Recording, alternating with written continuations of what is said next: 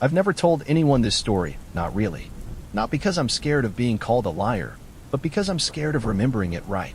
Scared that if I say it out loud, it'll come back. When I was 13, I lived on the edge of Honey Hollow, just outside Slidell, Louisiana. Folks around here talk a lot about the Honey Island Swamp, legends, sightings, strange rituals, but most of it's just backyard folklore told over beers and bug zappers. But what I saw wasn't a story. It wasn't some misunderstood gator print or hillbilly myth.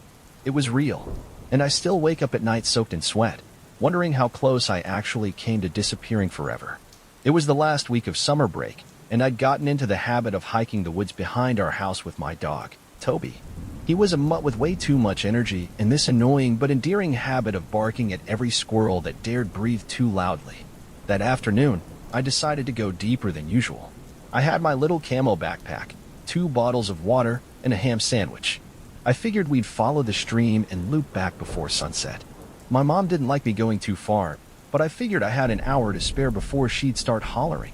Toby was bouncing ahead, tail wagging, sniffing everything. I remember feeling calm.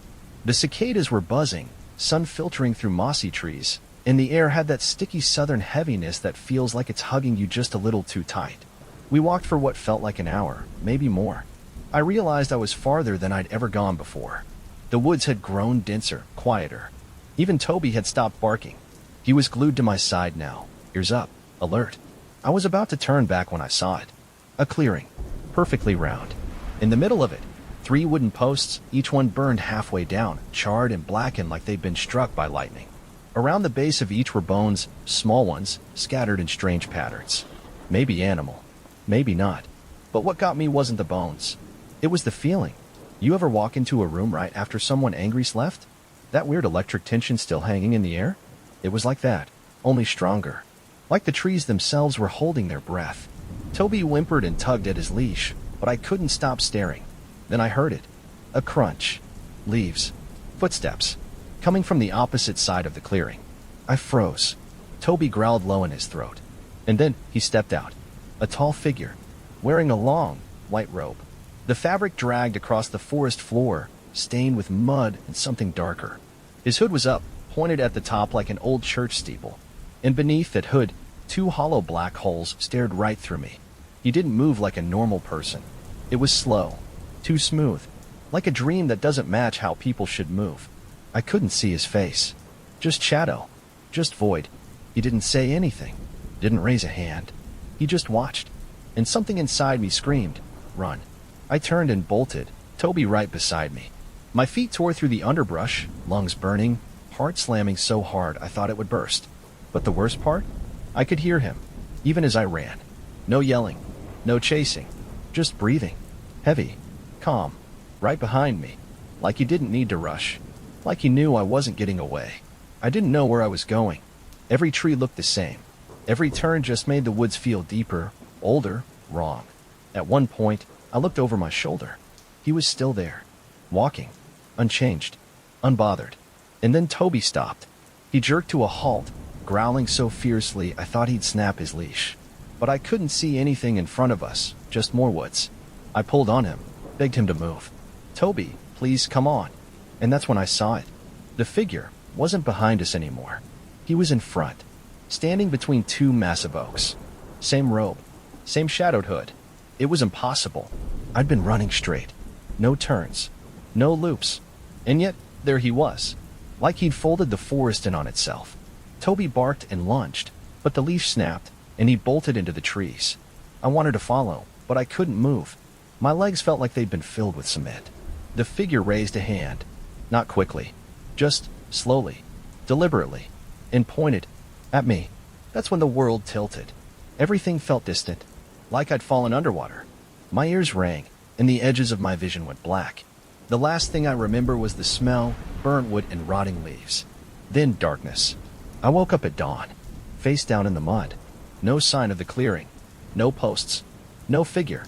Just woods. Silent. Still. Toby came back a week later. He was limping, covered in scratches. One of his eyes was gone. The vet said it looked like it had been gouged. I never told my mom the full story, just that we got lost. But I knew what I saw. I know what followed me. And I haven't gone into the woods since. But sometimes, late at night, I hear footsteps in the backyard. Slow, calm. And when I look out the window, I see him.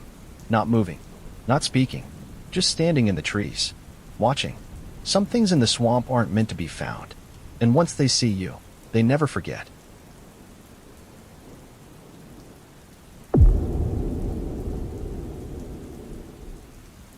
People always say to trust your instincts. But when you're tired, alone, and 100 miles from home, instinct gets quiet. And sometimes, all it takes to disappear is a scribbled phone number and a stranger who knows your name. This happened when I was 18. I was heading home to Louisiana after visiting my cousin in South Carolina. I was broke, so I took the Greyhound, 11 hours of stiff seats, humming brakes, and praying the bathroom didn't smell like a chemical war zone.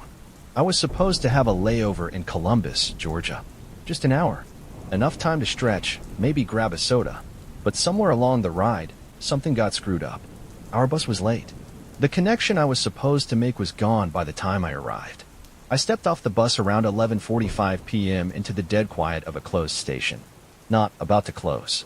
Not open but empty. Closed. Lights off. Doors locked. Not even a janitor in sight. I was alone. No taxi stands. No rideshare drivers. And my phone? 7% battery. Of course. There was a payphone outside the building, half covered in rust, its buttons sticking out like crooked teeth. Next to it was a bulletin board covered in faded flyers, some of which looked like they'd been up since the 90s. And there, barely hanging from a staple, was a white scrap of paper. In all caps, written with black Sharpie. Need a ride? Call Leroy, 24/7. Fast, safe, cheap. Followed by a local number. Everything in me should have said no. But the paper looked new. Not printed. Freshly written. Like someone had just been here. I looked up and down the empty street. Nothing but the buzz of a flickering street lamp and the distant hum of crickets. And then my phone died. I stared at the number for a while. Then, against all logic, I dialed it. 2 rings. Then a voice. Yeah, it wasn't warm. Wasn't unfriendly either. Just blunt. Hi. Is this Leroy? Pause. Who's asking? I hesitated. I saw your number at the bus station. I missed my connection. I need a ride. Another pause. Then, you got cash? I said yes. I had $23. Not much, but I was desperate. He told me he'd be there in 10 minutes. Didn't ask my name. Didn't ask where I was going. 9 minutes later, a black Crown Victoria pulled up. No markings. No taxi sign. Just an old car, dusty and dented, with tinted windows. The back window rolled down. You the one needin' a ride? The driver asked. He was in his late 40s, maybe 50s. Wiry. Greasy ball cap. Eyes too far apart. I nodded, hesitant. You're Leroy. He smiled. Didn't answer. I should have walked away. But I got in. The car smelled like cheap air freshener and burnt coffee. A woman sat in the passenger seat, much younger than the driver. She didn't look at me. Just stared straight ahead. We pulled out onto the road. So, I said, trying to break the silence. How long have you been driving people from the station? No answer. The man kept his eyes on the road. The woman didn't blink. I tried again. Are you taking me back to I-20? He turned his head slightly, just enough to say, eventually. Something in my stomach flipped. We kept driving, but not toward the highway. We were heading deeper into town, except the lights were getting fewer, the buildings more spaced out. 10 minutes in, we passed the same liquor store twice. My mouth went dry. Where are we going? No answer. I leaned forward. I think I should just get out. He cut me off. Too late for that. Then he turned down a narrow gravel road lined with tall trees. No lights. No houses. Just woods. Panic set in. I reached for the door handle. The lock clicked. The woman finally moved. Her hand pressed a button on the dashboard. You don't want to be rude, she said, voice flat. Something about her tone made my blood run cold. I sat back. My heart was pounding so hard it echoed in my ears. That's when I noticed the dashboard was covered in names. Scratched in. Carved into the plastic. Some were faded. Others still fresh. First names. Dozens of them. One of them was mine. Spelled exactly right. I looked at her. What is this? She didn't look back. You said your name when you called, she whispered. We write him down. Makes it easier to remember. I didn't give you my name. She turned her head slowly. But you did. I don't know what I would have done if the car hadn't started to sputter. Maybe I would have jumped out, maybe screamed. But just as we hit a sharp bend in the road, the car jerked hard and stalled. The man cursed, slammed the wheel. "Stay here," he barked, getting out. As soon as his door closed, I moved. I shoved mine open, stumbled out, and ran past the front of the car. The woman didn't stop me. She didn't even yell. She just watched me go.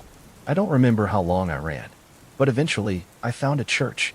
Lights on, doors open. A cleaning crew inside called the sheriff. They didn't believe the whole story. Said I'd probably fallen asleep and imagined half of it. But I know what I saw. The scratch names. The smell. That look in the woman's eyes. They never found the car. I never found the flyer again. Sometimes I still wonder what would have happened if the car hadn't stalled. If I'd stayed quiet. Played along. If my name had stayed carved on the dashboard. Be careful who you call when you're lost. Some numbers aren't waiting to help you. They're waiting to hear their name.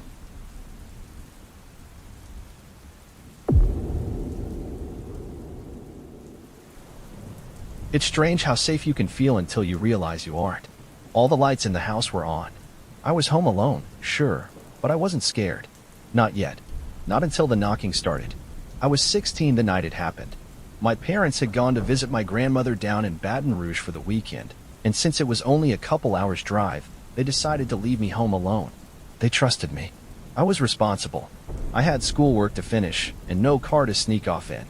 Plus, I liked having the house to myself. It felt peaceful.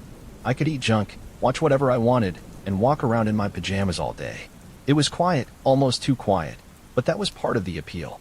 That Saturday night, I made a frozen pizza and settled into the living room with a blanket, a bowl of popcorn, and a horror movie I'd been too nervous to watch with my parents around. You know the kind, slow burn, creepy shadows, whispers in the walls. The kind that crawls under your skin and sits there. I had all the lights on. Not because I was scared, just habit, I guess. The kind of thing you do when you're used to your parents being home and suddenly they're not. The living room was warm, glowing yellow from the old floor lamp, the TV casting flickering light on the walls. I was about halfway into the movie when I heard the first sound, a soft scratch, like fingernails dragging lightly against glass. I paused the film, sat still, nothing. I laughed to myself. You're just jumpy, I thought. It's the movie. But still, I muted the TV and listened. Then I heard it again, this time more deliberate. Scratch, scratch. It was coming from the front window, behind the closed blinds. Now, let me explain something. We lived in a quiet part of a quiet neighborhood. The kind where everyone knows everyone, and the loudest thing at night is usually a distant dog barking. We had a big bay window in the front room, just to the right of the front door. During the day, it let in tons of light. At night, it became a black mirror, your own reflection staring back at you. I stood up, crept toward it, and peeked through the slats. Nothing. Just the street. Still. Empty. I opened the door, flicked on the porch light, and stepped outside. Cold air wrapped around me, and I shivered. The porch was bare. The sidewalk, quiet. I stepped out a few feet, looked around. No one. No cars passing. Not even wind. I told myself it was a branch, a squirrel, something natural. I even checked the bushes under the window. Nothing there but leaves. I went back inside, locking the door behind me, and restarted the movie. But I couldn't focus anymore. My eyes kept drifting back to the window. About 20 minutes passed before I decided to grab a soda from the kitchen. I walked in, flipped on the light, and froze. The back porch light was on. I never leave that light on. It shines over the wooden deck out back, right in front of the sliding glass door that leads to the kitchen. I stared through the glass. The yard was still, but something felt off. Too still. The trees weren't moving. The air was heavy. No sound. No bugs chirping. Just silence. Then, barely perceptible, the porch light flickered once. And in that instant, I thought I saw movement. Something or someone, passing just out of view near the edge of the yard. I blinked. Gone. I backed away slowly, bumping into the kitchen table. My heart was racing now, but I still hadn't seen anything. Not clearly. I locked the sliding door, then went room to room, locking every window, every exit. Even the ones already closed, I double-checked. That's when I remembered the bathroom, the one at the end of the hall. I'd cracked the window earlier that day to let out steam after a shower. I ran down the hallway, flipped on the light. The window was still open, just a couple inches, but wide enough. I shut it. Then I saw the smudge. On the glass. A handprint. Faint. Greasy. Long-fingered. Someone had been looking in. I didn't know what to do. I had no proof, no face, nothing but my racing heart and the chill riding my spine like a second skin. I called my mom. She answered, tired and groggy. I told her everything, what I'd heard, what I'd seen. She paused, then said, "Are all the doors locked?" "Yes." "Call the sheriff if you see him again. Don't open the door. Don't go outside. Turn off the lights and wait in your room." She tried to calm me down, but her voice had that edge. The one parents use when they're scared too. I turned off the lights and sat in my room with a baseball bat in my lap, phone gripped in my hand. I didn't sleep. I barely blinked, but nothing happened. By morning, the sun rose, and the world looked normal again. Birds chirped. Cars passed. My neighborhood looked like it always did, safe, friendly, harmless. It was almost enough to make me believe I imagined the whole thing. Until my dad got home. He was mowing the lawn when he found something under the hedge by the front window. A crowbar. Old. Rusty. But the grip had been worn recently, polished by hands that had held it tight. He asked if it was mine. I said no. We called the sheriff. He came, took a statement, looked around, shrugged. "Probably just a transient," he said. "Nothing stolen. No damage. Just a scare." A few nights later, I was cleaning the bathroom when I noticed something strange. Near the windowsill, inside, were faint scratches, as if something had scraped against the paint. At first, I thought it was nothing, until I looked closer. There, etched into the paint, barely visible unless the light hit just right, were 3 small letters. "I see you." I stood there, breath caught in my throat. I never opened that window again. It's been years since that night. I've moved out. I live in a different state now. But sometimes, when it's late and quiet, I hear the same kind of knock. Gentle, deliberate, and I can't help but wonder if someone's still out there, still watching. Not every intruder wants to come in. Some just want to remind you that they could.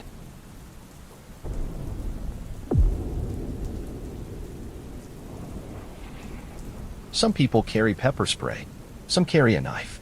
Me? I carry snakes. I know how that sounds, but hear me out. I've been obsessed with snakes since I was 10 years old. While other kids were playing video games or learning how to throw a football, I was out in the woods behind my house, flipping over logs and hoping to find something slithering beneath them. That passion stuck. I studied herpetology in college, and when I wasn't in class or working part-time at the reptile center, I was out in the field, documenting local species, tagging non-venomous varieties, and sometimes rescuing a poor rattler who found itself too close to someone's porch. So yeah, I've got experience. I've also got a thick canvas bag and the calm reflexes of someone who's handled more snakes than sandwiches.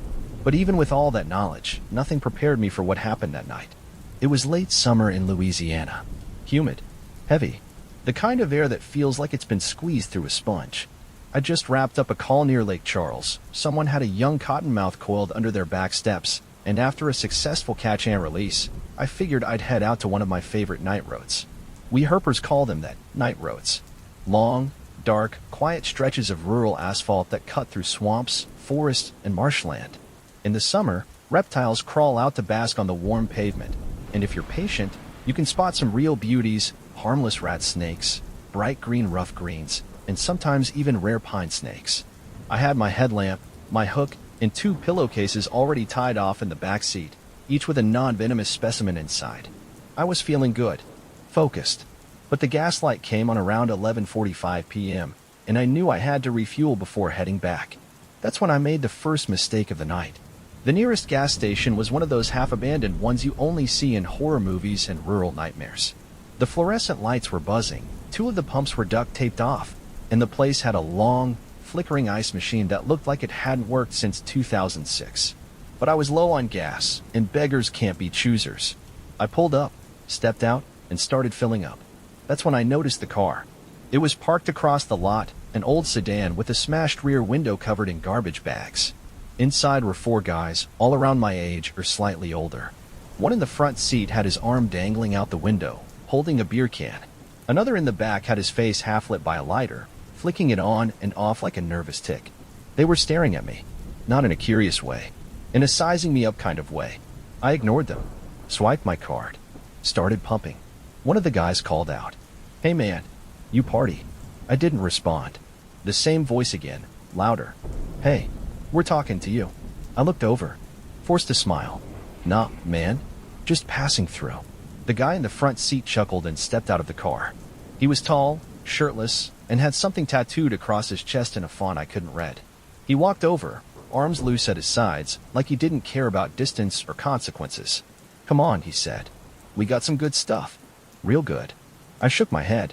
"Appreciate it. But I'm good." He frowned, looked at the canvas bag slung over my shoulder. "What's in the bag?" "Field gear," I said quickly. "I'm a wildlife guy." He stepped closer.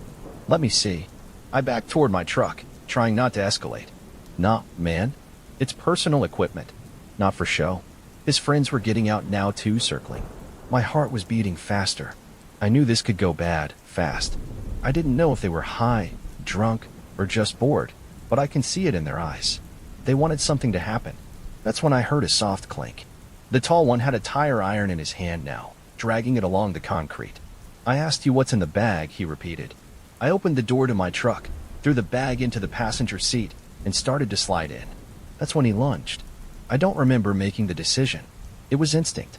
I grabbed the bag, tore it open, and reached inside without looking. My hand wrapped around something warm and muscular. A rat snake. 6 feet long. Docile, but big. I yanked it out, turned, and shoved it in his direction. Now, I don't know if you've ever had 6 feet of angry snake flung at your chest, but let me tell you, it changes your priorities. He screamed. A full-on, high-pitched scream. Dropped the tire iron. Fell backwards into one of the pumps, scrambling to get away. His friends panicked, too, jumping back, cursing, tripping over each other.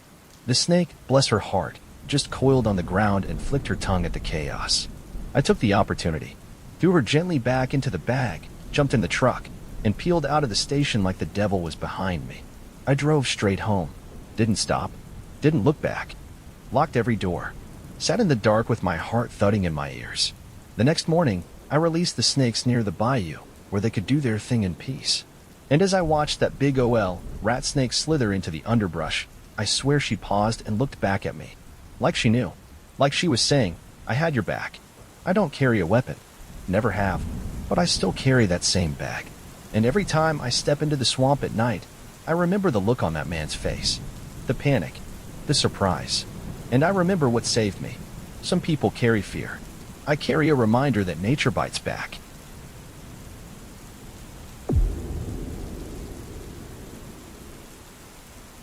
We thought we were alone. Deep in the woods, miles from the closest town. No cell service, no noise but the crickets and the crackle of fire. But in the middle of the night, 2 men came walking into our camp, and they weren't who they said they were. This happened the summer after sophomore year. College had been a mess, stress, exams, breakups, and all 5 of us needed a reset. There was me, Lex, my roommate and oldest friend, Mark, a loudmouth with a good heart, Jonas, the planner, and Nolan, quiet, but sharp as a tack. We were tight, like brothers, and we figured a weekend off-grid would be good for us. No phones, no noise, just the forest and a cooler full of beer. We chose Kisatchie National Forest, Louisiana's massive stretch of piney woods and red dirt. Jonas found a secluded site way off the main path, no marked trails, no traffic. He'd pulled the location from an old hiking forum. Hidden gem, the post said. Sounded perfect. We left early Friday morning and hiked in about 2 miles. The air was thick, and the bugs came in waves, but the spot was everything we hoped for. A flat clearing with soft pine needles underfoot, a circle of trees for privacy, and just enough distance from the river to stay dry. By nightfall, the tent was up, the fire was going, and the beers were cracked. We joked, roasted marshmallows, and told ghost stories we'd heard growing up. The kind about phantom hitchhikers and eyes in the woods. It was cliché, but it was fun.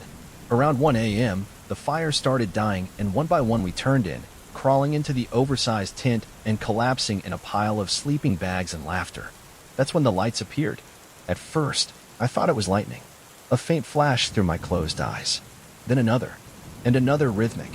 I sat up. Outside the tent, 2 beams of light were moving through the trees. Flashlights. I elbowed Lex. "Hey, wake up."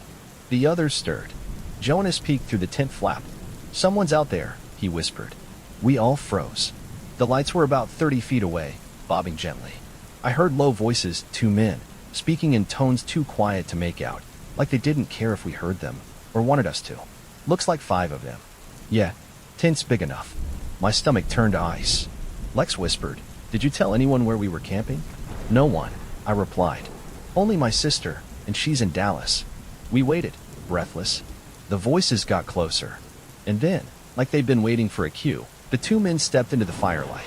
They looked normal, but not in the way that made you feel safe. One wore a dark green jacket and a Ranger-style hat with no logo. The other had a dirty windbreaker, jeans tucked into boots, and a flashlight aimed at the ground. They didn't look like Rangers. They didn't look like they belonged. The man in green spoke first. "Evening, boys." The other added, "Sorry to bother. We're park rangers. Just checking in on remote campers." His voice was smooth. Too smooth. Like someone trying to sound like they'd rehearsed it. Jonas forced a smile. "Everything's good. We're all set here." The flashlight man stepped closer to the tent. "Y'all camping? By permit?" Lex said yes. It was true. We had the online reservation printout in Jonas's bag. Neither of the men asked to see it. They didn't ask for names. Didn't ask to check the fire ring or give any standard park speech. Instead, the man with the hat glanced around. "How many of y'all out here?" "5, Mark said before I could stop him. The flashlight man turned slightly, just enough to glance toward the trees. "You boys alone?" the man in green asked. "Yup," Jonas said quickly. "Just us." Long silence. Then the flashlight man smiled. "Well, be careful tonight. This part of the forest's not always safe. Something bad happened down the ridge last week." Lex raised an eyebrow. "What kind of bad?" "Could have been a bear," the man in green said too quickly. "Or someone else," added the other. They exchanged a look. And then, without another word, they turned and walked back into the woods. No goodnight. No trail warning.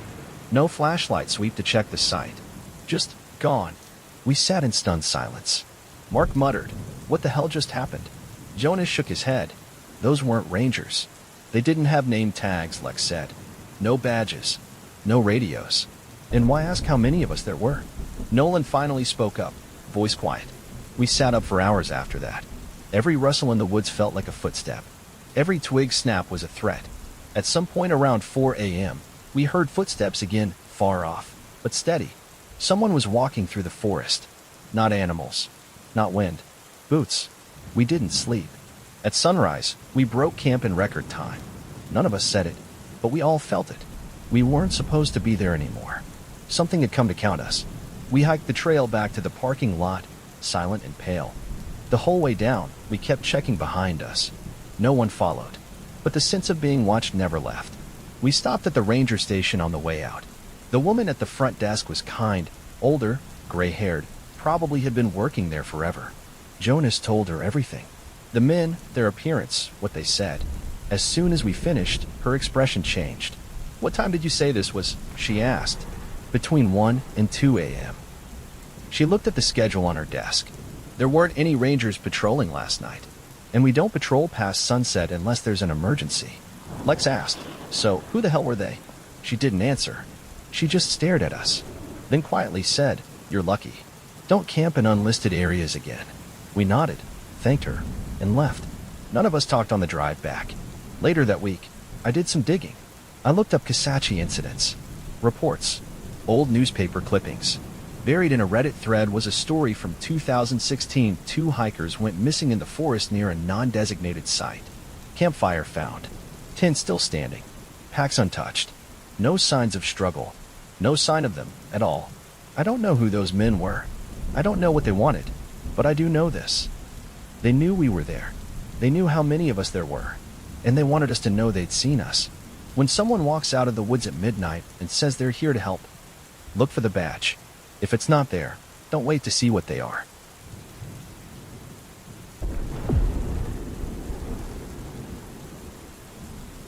You don't expect to meet someone truly dangerous when you're just trying to help a friend escape heartbreak. But danger doesn't always look like a threat. It can wear a clean smile, offer sweet lemonade, and speak soft southern words like lullabies. And sometimes, the place you're trying to leave becomes a place you never escape. It was late July, humid, thick, and ugly the way only southern heat can be. I had just gotten off a night shift when Elisa, my best friend, called me in tears. Again. Her ex had ghosted her for the 3rd time after promising he'd change. She needed out. A distraction. something reckless. So she proposed a road trip to meet this guy she'd been messaging on some shady dating app, Southern Charms, or something equally questionable. He went by Louisiana. Not a Louisiana man, just Louisiana. His profile picture looked like it had been taken off a country musician's fan site. Black cowboy hat, reflective aviators, a half smile like he knew something you didn't. She swore he was charming. Said he owned a beautiful old house in the outskirts of Pineville. Said he made her feel seen. I told her it sounded like the beginning of a true crime documentary. She told me I was paranoid. And somehow, I still let her talk me into going. It was me, Elisa, and her Aunt Darla, who came along as the designated voice of reason. She was a rough-edged woman in her 50s who smoked menthols and called everyone sugar, but her instincts were sharp. She packed a pistol in her purse and didn't let Elisa or I forget it. We drove 4 hours through winding roads, fields, and woods that seemed to blur together until the GPS lost its mind somewhere outside of Pineville. Eventually, we turned down a long gravel path with no street sign. The trees bent over the road like they were whispering about us. Then we saw it. The house. It was a 2-story Victorian, but not the storybook kind. This one was peeling, sagging, like it had been forgotten for years. The paint was grayish-white, faded by sun and rain, and the windows were clouded like blind eyes. Looks different from the pictures, I said. He said he's been renovating, Elisa replied, biting her lip. Darla raised an eyebrow but said nothing. As we parked, a man stepped out onto the porch. He was tall, wiry. His hair was slicked back, and he wore a red button-up tucked into jeans too clean for a place so dusty. He smiled. "Y'all made it," he said. "Took you long enough." He introduced himself as Louisiana, just that, and shook our hands one by one. His skin was cool, dry. His eyes didn't match his smile. Elisa was smitten immediately. Darla didn't stop squinting at him. He invited us inside. The air smelled sweet, too sweet, like rotting citrus. The living room had antique furniture covered in clear plastic, yellowed with age. Lace curtains blocked most of the light. A ceiling fan turned slowly overhead, clicking with every rotation. There were no photos on the walls. No TV. Just an old radio playing faint jazz from somewhere upstairs. He offered us drinks. Lemonade. Elisa took hers without hesitation. I declined. Darla sniffed hers and placed it gently on a side table, untouched. I noticed the pitcher was already sweating, like it had been waiting. The conversation was strange. Louisiana kept asking oddly specific questions, where we lived, where we worked, if anyone knew we were coming. He never answered our questions. Just smiled. Just listened. At one point, he turned to Elisa and said, "You ever feel like you don't belong where you're from?" She nodded, wide-eyed. "That's 'cause you were always meant to belong somewhere else." That's when the dizziness started. Elisa blinked, leaned into the armrest. "I feel weird," she mumbled. Louisiana tilted his head. "Maybe you're just finally relaxing." Darla stood up. "We need to go," she said, reaching for her purse. Louisiana didn't move, didn't argue. He just smiled. "I won't stop you," he said softly, "but you might want to wait a few more minutes." That's when the front door creaked open by itself. There was no wind, no one outside, but the door had opened wide, deliberate. Darla reached into her purse. Louisiana's smile vanished. "I said I won't stop you," he repeated, voice colder now. "But this house? She don't like people leaving in a rush." The air thickened. The lights flickered once, twice. The radio upstairs stopped. Then footsteps. Slow, heavy, moving down the hall. I grabbed Elisa, who was struggling to stand. Her glass had fallen over. The lemonade was too dark, brown at the bottom, like tea, or something worse. Darla pulled her gun and backed toward the door. The footsteps were louder now. We dragged Elisa to the car. As we pulled away, Louisiana stepped onto the porch, watching us. He wasn't angry, just smiling again, like he knew we'd be back. We got Elisa to the ER. She'd been drugged, confirmed. They couldn't figure out what it was, only that it was potent and made her heart slow dangerously. We reported him. The cops went out there. But the house? Empty. No sign anyone had lived there in years. No footprints. No tire tracks. And the man? No record. No identity. No Louisiana. Weeks later, Elisa started having dreams. Always the same. She's walking down a hallway, lined with peeling wallpaper and flickering sconces. At the end, there's a man waiting, wearing a red shirt, smiling. Some people never really leave a place. In some places, never let go of who they choose.